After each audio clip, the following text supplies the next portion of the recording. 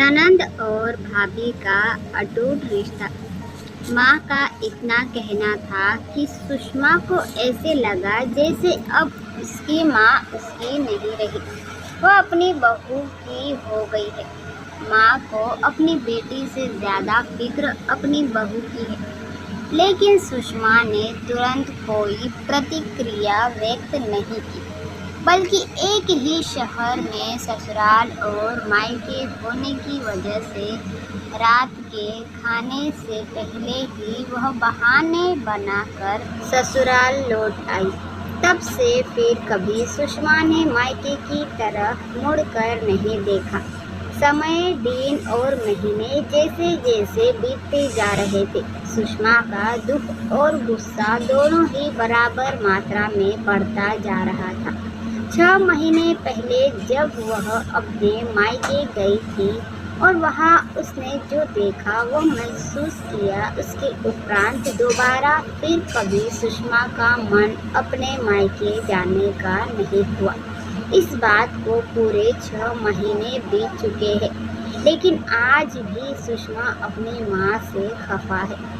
माँ, बाबूजी, भाई और यहाँ तक कि उसके भाई की पत्नी कनिका ने भी कई बार सुषमा से घर न आने का कारण जानना चाहा, लेकिन उसने कभी भी किसी से अपने दिल की बात नहीं कही, बस अंदर ही अंदर परेशान होती रही।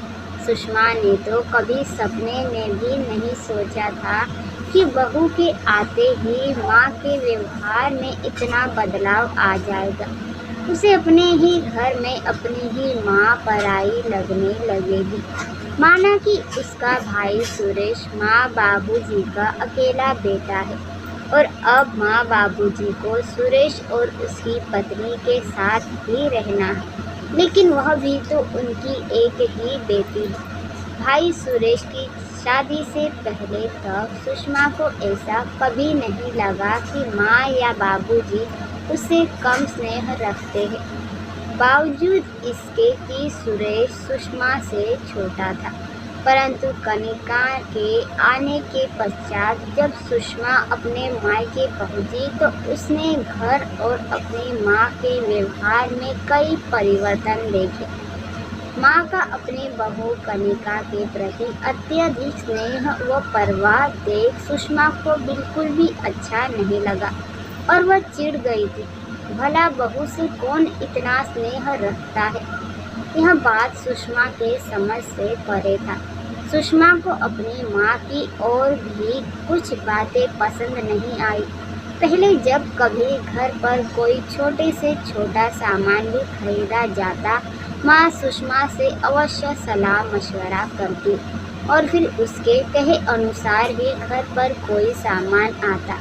लेकिन अब की बार घर के सारे पर्दे सुषमा की जानकारी के बगैर ही बदल दिए गए थे, वह भी वे पर्दे जिन्हें सुषमा ने पसंद करके लाए थे।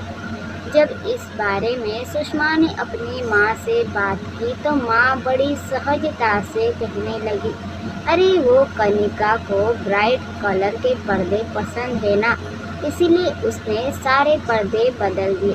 मैंने ही कहा उससे बदल दो, यदि तुम्हें पसंद नहीं है, आखिर अब यह तुम्हारा ही घर है। माँ का ऐसा कहना न जाने क्यों सुषमा को अंदर तक चुभ गया। उसे ऐसा लगा जैसे मायके से उसकी पकड़ ढीली पड़ती जा रही।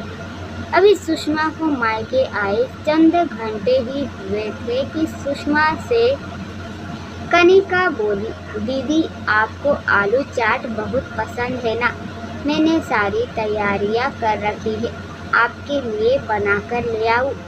यह सुन सुषमा को थोड़ा अच्छा लगा और वह तन कर बोली, हाँ बना लाओ। और साथ ही साथ सुषमा ने रात के खाने का मेन्यू लिस्ट भी कनिका को बता दिया।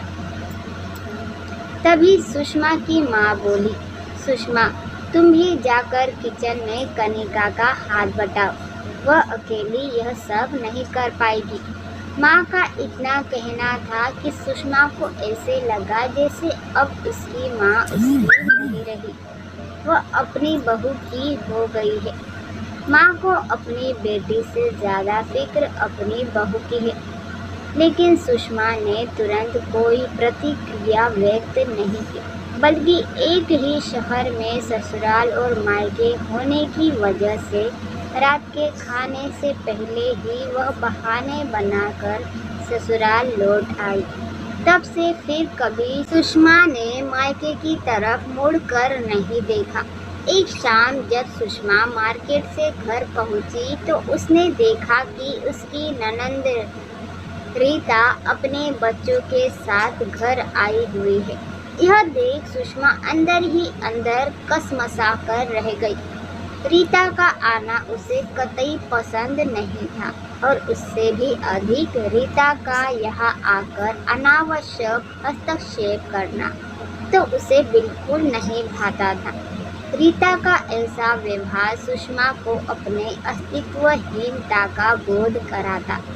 अक्सर रीता का बेतकल्लुफ़ होना और अपने बच्चों की सारी जिम्मेदारी सुषमा पर डालकर आराम से बतियाना, अपनी सहेलियों से मिलने और घूमने चले जाना, यह सब सुषमा को परेशान करता, क्योंकि रीता के ऐसा करने से सुषमा पर घर के सारे काम का बोझ आ जाता।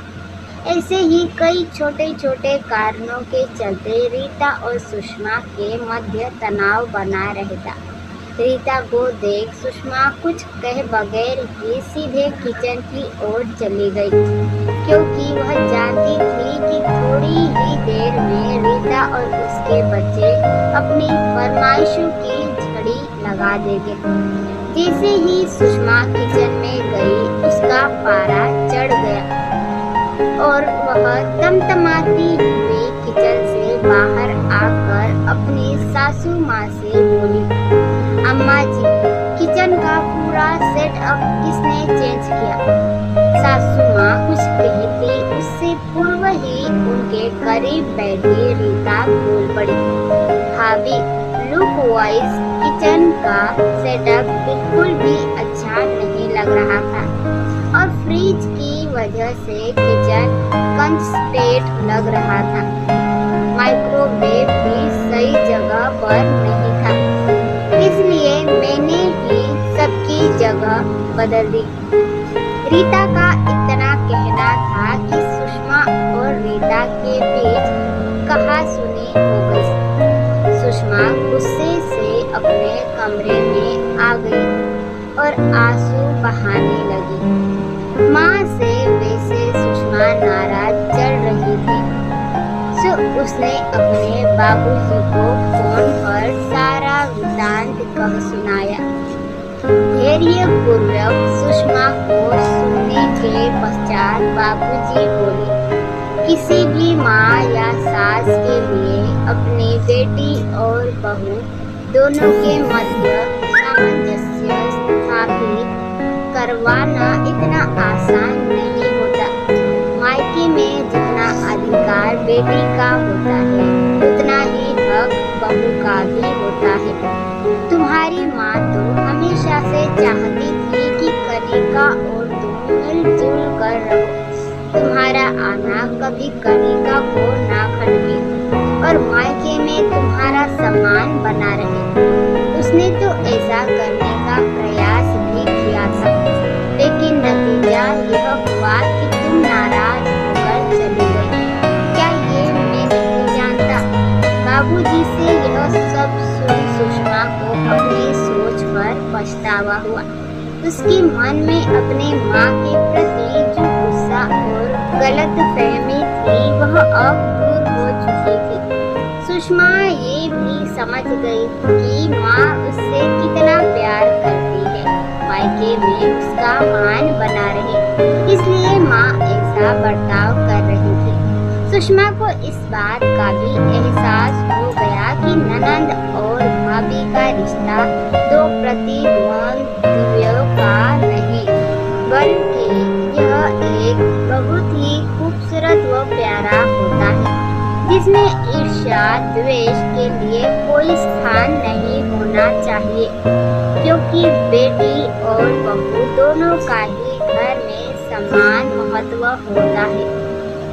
सुषमा के दिल और दिमाग में लगे जाले अब साफ हो गए थे। वह खुशी खुशी मायके जाने को तैयार थी।